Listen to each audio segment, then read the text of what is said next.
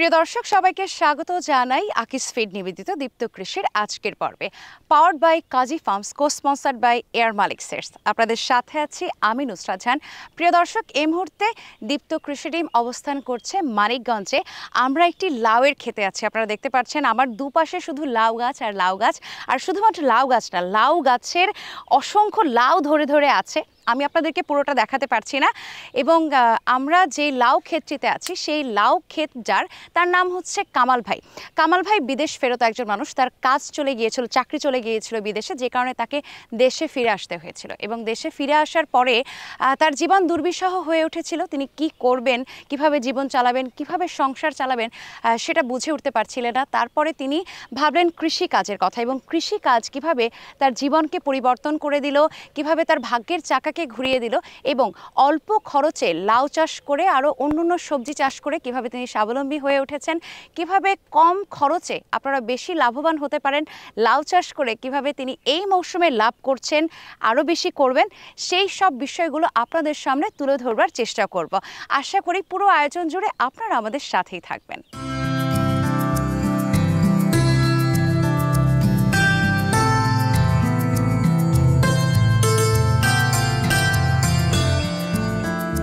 প্রিয় দর্শক আপনারা দেখতে পাচ্ছেন আমরা এখন একটি লাউ খেতে আছি এবং সাথে আছেন চাষি ভাই কামাল। আসসালামু আলাইকুম ভাই, কেমন আছেন? ওয়ালাইকুম আসসালাম, আপনি কেমন আছেন আপা? অনেক ভালো আছি। আপনি বর্তমানে লাউ চাষ করছেন, তার পাশাপাশি আর কি কি চাষাবাদ করছেন? লাউ, কিছু ভুট্টা আছে, ধান আছে, ভেন্ডি আছে। তো শুরু থেকে কি এই পেশাতেই ছিলেন নাকি অন্য কোনো কাজ করতেন, অন্য কোনো জায়গায় চাকরি করতেন? না, আমি বাইরে থেকে আসছি 20 মাস হয়েছে, প্রায় 2 বছর। আপনি দেশের বাইরে ছিলেন? দেশের বাইরে ছিলাম। কোন দেশে ছিলেন? দুবাইতে ছিলাম। আচ্ছা, তো দুবাইতে থাকাকালীন সময়ে কেন চলে আসলেন? কেন সমস্যা হচ্ছিল? কোনো সমস্যা না, ওই যে করোনা আসলো, কোম্পানির সমস্যা হলো, পরে কোম্পানি পাঠিয়ে দিছে। তো দেশে চলে আসার পরে কি চিন্তা ভাবনা হলো যে আচ্ছা আমি তো এখন দেশে চলে এসেছি, আমি এখন কি করব? হ্যাঁ, এটাই ভাবলাম যে দেশে এসে কি করব, কিছু করি। পরে কিছু সবজি আবাদ চালু করলাম, কিছু গরুর ফার্ম করলাম, ছোট একটা কয়েকটা গরু কিনে। তো সে খামার করে কি এখনো কি খামার আছে? খামার আছে এখনো। খামারের পাশাপাশি আপনি চাষাবাদও করছেন? পাশাপাশি সবজি চাষ করতেছি। তো এই যে আপনার যে লাউয়ের খেতে আমরা আসলাম, এটা তো সম্ভবত শীতকালীন লাউটা আপনি শীতকালীন লাউ লাগিয়েছিলেন। তো একেবারে সেই লাউটা বীজ থেকে শুরু করেছেন। তো বীজ থেকে চারা কিভাবে তৈরি করলেন? প্রথমে জমিটা এই মূলো ছিল, মূলোর পরে আপনি মূলোর সাথে এই ভিট করে, এরকম ভিট, ওই যে ভিট আছে না, এরকম ভিট আছে, ভিট করে ওইখানে মূলো বপন করি নাই, ওইখানে জায়গাটা রাইখা দিছি, ওই জায়গার মাঝখান দিয়ে এই দানা বপন করছি। কোন জাতের বীজ আপনি বপন করেছিলেন লাউয়ের বীজটা? এসিআই ময়না। ময়না, এটার নাম। এই ময়না লাউয়ের বৈশিষ্ট্য কি? বলছে লাউটা দেখতে খুব সুন্দর হয়, একটু ধরে বেশি, মানে জমিতে মালটা বেশি আসে। নামটা শুনেই খুব ভালো লাগছে। তো এটা কি অনেক বড় সাইজ হয় নাকি ছোট সাইজের হয়? না, আমরা দেখতে পাচ্ছি মিডিয়াম হয়, মাঝারি সাইজ। তো ফলন অনেক বেশি, এই কারণে কি এই লাউটা ফলন একটু বেশি, ফলনটা বেশি, এই জন্য এটা বোনা। তো একদম কতদিন পরে ধরেন আপনি বীজ বপন করলেন, বীজ বপন করার কতদিন পরে ফুল আসা শুরু করে বা লাউয়ের যে ছোট ছোট লাউগুলো আসা শুরু করে? মানে লাউ বপনের পরে তোমার 2 মাস পরে ফলটা পাওয়া যায়। 2 মাস 60 দিন। প্রথমে তো 2 জাতেরই আসলে ফুল আসে, যেটা হচ্ছে পুরুষ ফুল বা নারী ফুল। নারী ফুল থেকেই তো সাধারণত আমরা জানি যে লাউটা হয়। নারী ফুল থেকে লাউ। এই যে লাউ ক্ষেত দেখতে পাচ্ছি, আমি কোথাও বোধহয় পুরুষ ফুল আমার চোখেই পড়ছে না। আমি যত ফুল দেখতে পাচ্ছি সব ফুলেই প্রত্যেকটাতে কিন্তু লাউ আছে। তো কয় মাস পর থেকে আপনারা দেখলেন যে লাউ ধরা শুরু করেছে, বা এই যে মাচাটা যে দিয়ে, এটা তো প্রত্যেকটাতে আপনারা বাঁশ দিয়ে বা বিভিন্ন কিছু দিয়ে মাচা করে দিয়েছেন। এই মাচাটা কতদিন পরে দিতে হয়? এটার লাউ বপনের 30 দিন পরে মাচা দিতে হবে। মানে গাছটা একটু বড় হয়ে গেলে আপনারা মাচার উপর গাছটা তুলে দিলেন? গাছটা মাচায় তুলে দিই 30 দিন পরে। তো মাচায় তুলে দেওয়ার পরে 30 দিন পরে মাচাতে তুলে দিলাম। তুলে দেওয়ার কতদিন পরে লাউ ধরতে শুরু করে? 45 দিন পরে লাউটা এই ছোট ছোট দুইটা একটা এরকম দেখা যাবে। পরবর্তীতে 60 দিনে কাটা যাবে লাউ। আচ্ছা, এই 55 দিন বা 60 দিন, এই যে গ্যাপটা কেন হয়? লাউটা বড় হইতে টাইম লাগে। আচ্ছা আচ্ছা আচ্ছা। তো 55 দিনেও একজন কৃষক লাউটা কেটে বাজারে পাঠাতে পারে, আবার 60 দিনেও 60 পারে। দিনেও কোনো কারণবশত শীত একটু বেশি থাকলে, শীতকালীন ফসল তো একটু শীতটা বেশি থাকলে 60 দিন লাগবে আর কি। তো আপনি যেহেতু আমরা শীতের একদম শেষ সময়, শীত পার হয়ে গেছে, তো প্রথম যখন আপনি লাউ বাজারজাত করলেন বা লাউ বাজারে পাঠালেন, একসাথে কতগুলো লাউ তুলেছিলেন? 30% 10টা 5টা এরকম প্রথম দুইটা একটা 5টা এরকম কাটা যায়, পরবর্তীতে 50টা 60টা, তারপরে 1-150। আচ্ছা, এটা কি প্রত্যেক দিনের কথা বলছেন? প্রত্যেক দিন কাটা যায়। প্রত্যেক দিন। আচ্ছা, এখন বর্তমানে প্রত্যেকদিন কটা করে লাউ আপনি কাটতে পারেন? এখন যেহেতু অনেক ফলন আমরা দেখতে পাচ্ছি। দিন 100। তা আপনার লাউগুলো কি বাজারে আপনি নিজে নিয়ে যান, নাকি যারা আড়তদার আছে বা যারা পাইকার আছে তারা নিয়ে যায়? পাইকাররা এসে নিয়ে যায়। পাইকাররা এখানে এসে নিয়ে যায়? ওই রাস্তায় দিয়ে আসতে হয়, আমাদের মেন রোডে দিয়ে আসতে হয়। কামাল ভাই, আপনি বলছিলেন যে পাইকাররা আপনার খেতে এসে লাউ নিয়ে যায়, কেন বলেন তো? বাজারে কি এই লাউয়ের অনেক বেশি চাহিদা? বাজারে লাউটা চাহিদা, লাউটা অনেক সুন্দর দেখতে, অনেক সুন্দর, বিচিগুলো একটু কম থাকে, এই খাইতেও ভালো লাউ। আরে আকিস ফিড আইছে, এবার ঠেকাইবো কে শুনি। বাজারে এলো আকিস ফিড, বাড়বে খামারের লাভ, রেজাল্ট হবে হিট।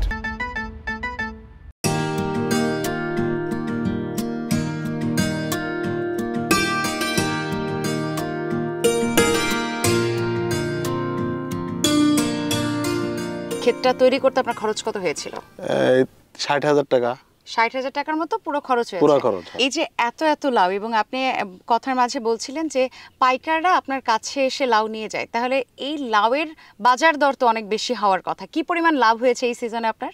এই সিজনে পাখি এখনো শেষ হয় সিজন, মানে এই অবধি কতটুকু আপনি লাভ করতে পারছেন? 50,000 টাকা পাখিতে লাভ আসছে আর কি, গড়ে 50,000 টাকা আসছে, কিন্তু সামনে আরো 2-3 লাখ টাকা বিক্রি হবে। আচ্ছা আচ্ছা, তাহলে পুরো চাষাবাদে আপনার খরচ হয়েছিল, আমরা যদি এই জমিটার কথাই বলি, আপনি বলেছিলেন যে 60,000 টাকার মতো আপনার খরচ হয়েছে। 60,000 টাকা খরচ হয়েছে। তো তাহলে 60,000 টাকা যদি খরচ হয়ে থাকে, তাহলে এই পর্যন্ত তো আপনি অনেকগুলো লাউ, এর মধ্যে হাজারের উপরে লাউ তো বিক্রি করে ফেলেছেন। 1500 লাউ বিক্রি হয়েছে। আচ্ছা, 1500 লাউ বিক্রি করে ফেলেছেন, আরো ধরেন 2-3 হাজারের মতো হতে পারে। হ্যাঁ, 3,000 ধারণা করছেন। 3,000 লাউ। তাহলে আপনার প্রায় অনেকগুলো টাকা লাভ আসতেছে। তাহলে খরচটা যদি বাদ দেন, তাহলে আপনার ঠিক কত আসে, কত থাকে লাভ? 1,50,000 টাকা আনুমানিক লাভ হবে, সবকিছু বাদ দিয়ে। 5,000-10,000 কম বেশি আর কি হবে। তো আমরা তো শুনলাম যে আপনি নাকি সারা বছর লাউ চাষ করেন। সারা বছর লাউ চাষ করি। আচ্ছা, এই কথাটা বলতে একটা হাসি দিয়ে দিল। সারা বছর কি শুধু এই ময়না জাতের লাউ কি সারা বছর চাষ করা যায়? ময়না জাতের লাউটা সারা বছরই চাষ করি। তো অন্যান্য মৌসুমগুলোতে কিরকম ফলন হয়? এটা যেমন আমরা জানি যে শীতকাল বা গ্রীষ্মের শেষে বা শীতের শেষে, এখন তো বসন্তকালের সময়টা চলছে, এই সময়টাতে এই লাউয়ে অনেক বেশি ফলন হয়। আমি যদি আরো বেশি গরমে, কারণ আমরা জানি যে গরমে লাউয়ের ফলন কম হয়, তো সেই সময় যদি আপনি এই একই জাতের লাউ যদি সেই সময় চাষ করেন, তাহলে আপনার কি পরিমাণ লাভ হয়? গরমে লাউটা বেশি ধরে, লাউটা বেশি হয়। শীতকালে লাউটা কম ধরে। গরমে লাউ বেশি হয়? বেশি হয়। আচ্ছা আচ্ছা। আর এই শীতকালে লাউটা কম ধরে। তখন কি বাজারে চাহিদাটা থাকে? শীতকালে চাহিদাটা বেশি লাউয়ের। আর গরমকালে আপনারা যে একেবারে পুরো গরমের মধ্যে যে লাউটা আপনারা চাষাবাদ করেন, সেটার বাজার কেমন থাকে, চাহিদা কেমন থাকে? এই লাউটার চাহিদা আছে। এই লাউটা সুন্দর দেখতে, এটা 30 টাকা 40 টাকা যায় গরমের মধ্যে। আর শীতকালে লাউটার চাহিদা একটু বেশি, এটা 60 টাকা 70 টাকা আপনারা পর্যন্ত বিক্রি করতে পারেন। কামাল ভাই, এই জমিটা ছাড়াও তো আপনার আরো অন্য জমি আছে যেখানে লাউ চাষ করেছেন, সেই জমির পরিমাণটা কতটুকু? ওই জমির পরিমাণ আছে 80%। 80%? বড় একটা জমি। বড় একটা জমি। আর একটা আছে 40%। এটা 30%। ওই দুইটা থেকে কি পরিমাণ আপনি ফসল তুলতে পেরেছেন? এটার সাথে একসাথে একই দিন বোনা, 40%, আর এটা একই দিন বোনা। আর একটা 4 মাস হয়ে গেছে আর কি। শীতের মধ্যে বিক্রি হয়েছে। ওই জমি থেকে আপনি অনেকগুলো লাউ বাজারে বিক্রি করে ফেলেছেন। এখন কি ওই জমিতে কোনো লাউ আছে? লাউ আছে কম। এই জমি থেকে শেষের দিকে ওইটা। আচ্ছা আচ্ছা আচ্ছা। তো লাউ নিয়ে আপনার ভবিষ্যতে পরিকল্পনা কি? লাউই থাকবেন, এই লাউ চাষই করবেন? না, লাউ করতেছি আলহামদুলিল্লাহ, দেখি লাউটা ভালো করতেছি, করবো আর কি। লাউটাই করার প্ল্যানিং আছে, লাউ করতেছি। লাউ ছাড়াও তো বিভিন্ন জাতের কুমড়ো আছে, সেই কুমড়াগুলো কি কখনো চাষ করার পরিকল্পনা মাথায় আসছে? কুমড়ার থাল দিছি, কুমড়া 4 জায়গা কুমড়া বুনবো আর কি। ভিন্ডি বুনছি, ময়নারি ভিন্ডি বুনছি। তো সেই ভেন্ডি কতদিন পরে আপনি বাজারজাত করতে পারবেন? 10 দিন। 10 দিনের মধ্যে বাজারে তুলতে বাজারজাত পারবেন। করা যাবে। এখন গাছগুলো কি পর্যায়ে আছে? ফুল আসতেছে ছোট ছোট ছোট ছোট আছে। এখন। অনেক ধন্যবাদ আপনাকে কামাল ভাই, আপনার জন্য শুভকামনা রইল। আর আপনার এই চাষাবাদ, আপনার ক্ষেত খামার আরো বেশি উন্নতি লাভ করুক এই আশা করি। ভালো আপনাকেও থাকবেন। ধন্যবাদ।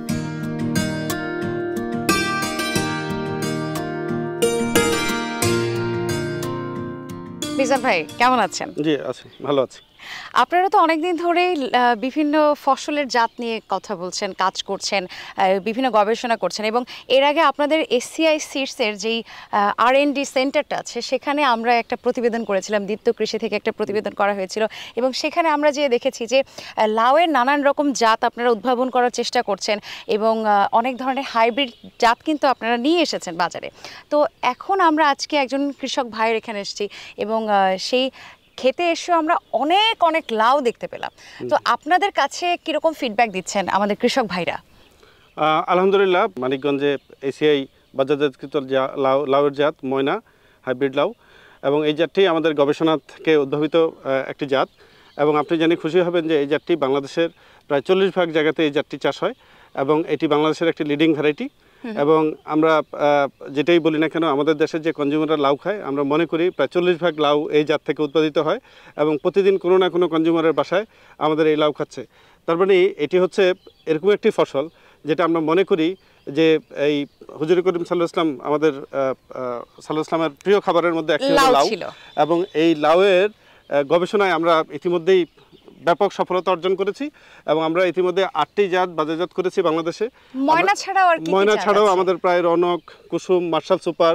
আমরা মনে করি আমাদের যে R&Dটা আছে এটি একটি চাইনিজ কিচেনের মতো।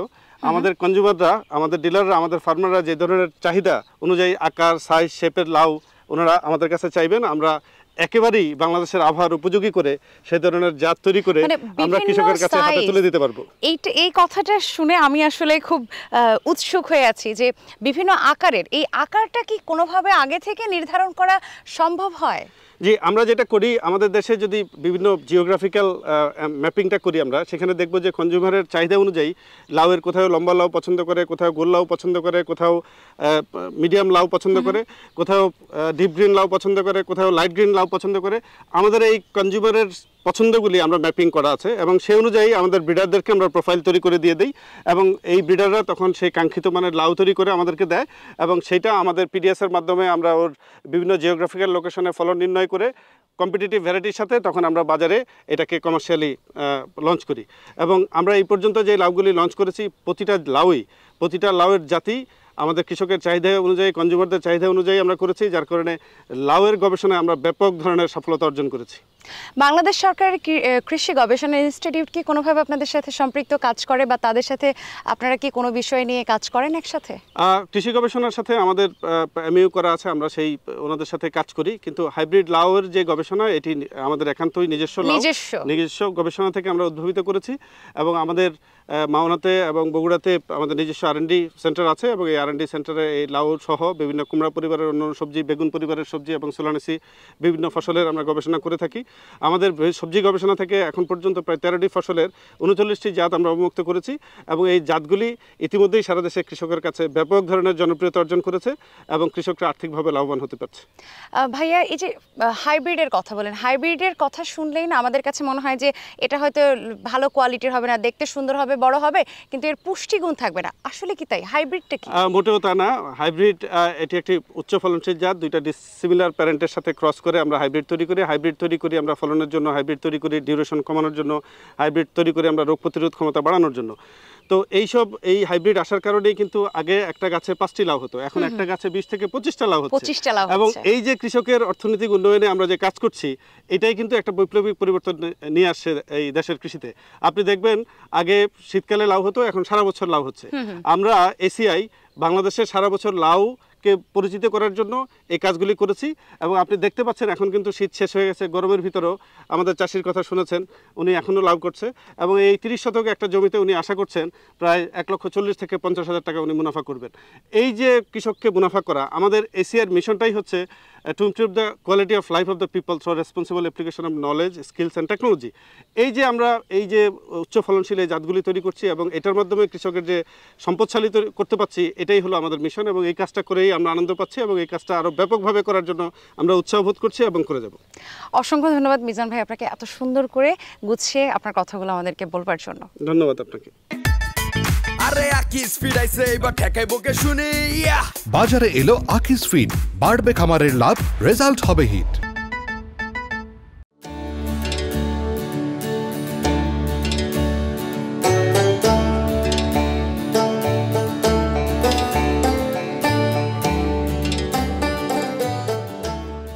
প্রিয় দর্শক, বাংলাদেশ সরকারের সাথে ব্যক্তিগত মালিকানাধীন অনেক কোম্পানিগুলো কাজ করছে কৃষি সম্প্রসারণ করবার জন্য এবং বাংলাদেশের কৃষক ভাইদের দুঃখ দুর্দশা দূর করবার জন্য।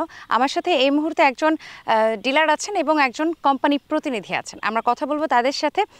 প্রথমেই ভাইয়া আপনার সাথে কথা বলতে চাই, আপনি তো মানিকগঞ্জ জোনের দায়িত্বে আছেন এবং আমরা কৃষক ভাইদের খেতে যেয়ে দেখলাম যে ময়না জাতের যে লাউ, এই লাউয়ের অনেক চাহিদা। তো আপনার কাছে কি মনে হয় যে কেন তারা এই লাউটা চাষ করতে এত বেশি আগ্রহী? হ্যাঁ, আমাদের এই অঞ্চলে লাউ চাষি যে কৃষক ভাইয়েরা আছে তাদের প্রথম পছন্দ হলো ময়না লাউ। প্রথম পছন্দ হওয়ার পিছনে কয়েকটা কারণ আছে। প্রথম কারণ হলো এই লাউটা আগাম, আপনি যেদিন লাগাবেন তার 50 থেকে 55 দিনের মধ্যে এই লাউটা হারভেস্ট শুরু করা যায়।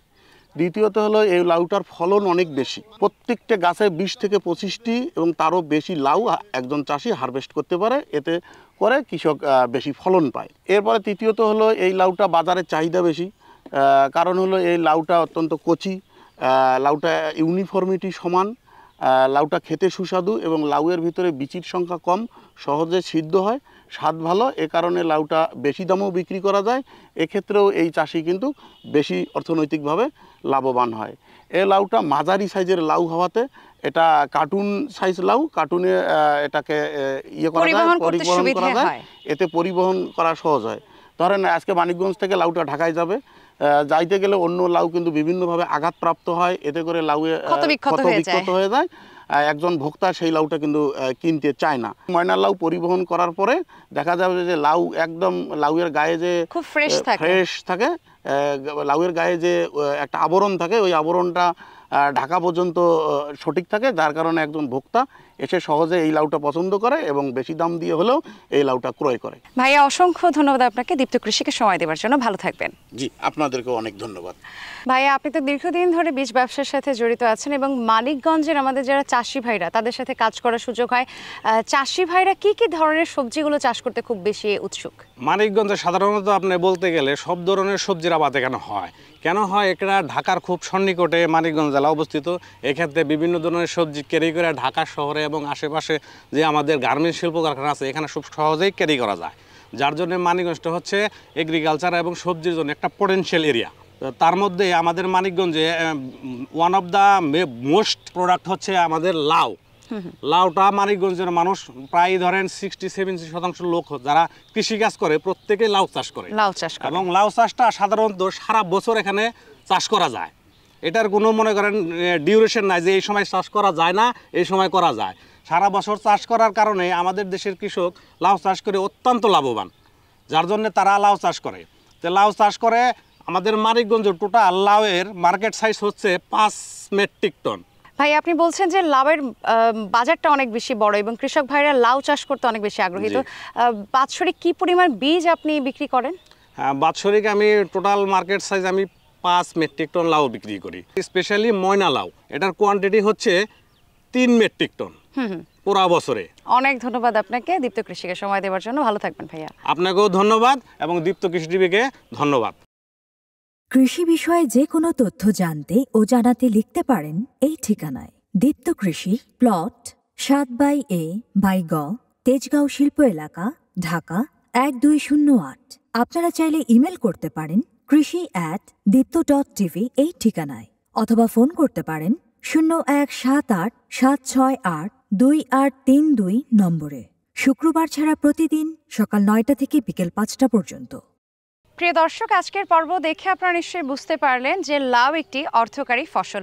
যে কোনো কৃষক ভাই চাইলেই অল্প খরচের মধ্যে লাউ চাষ করে হতে পারেন লাভবান এবং তিনি তার ভাগ্যের চাকা ফেরাতে পারেন। আজকের মতো আমি নুসরাত জাহান বিদায় নিচ্ছি আকিস ফিড নিবেদিত দীপ্ত কৃষি থেকে, powered by Kazi Farms, co sponsored by এয়ার মালিক সিডস। সকলে ভালো থাকুন, সুস্থ থাকুন। আগামী পর্বে আবার দেখা হবে কোনো কৃষক বা খামারি ভাইয়ের গল্প নিয়ে। আল্লাহ হাফেজ।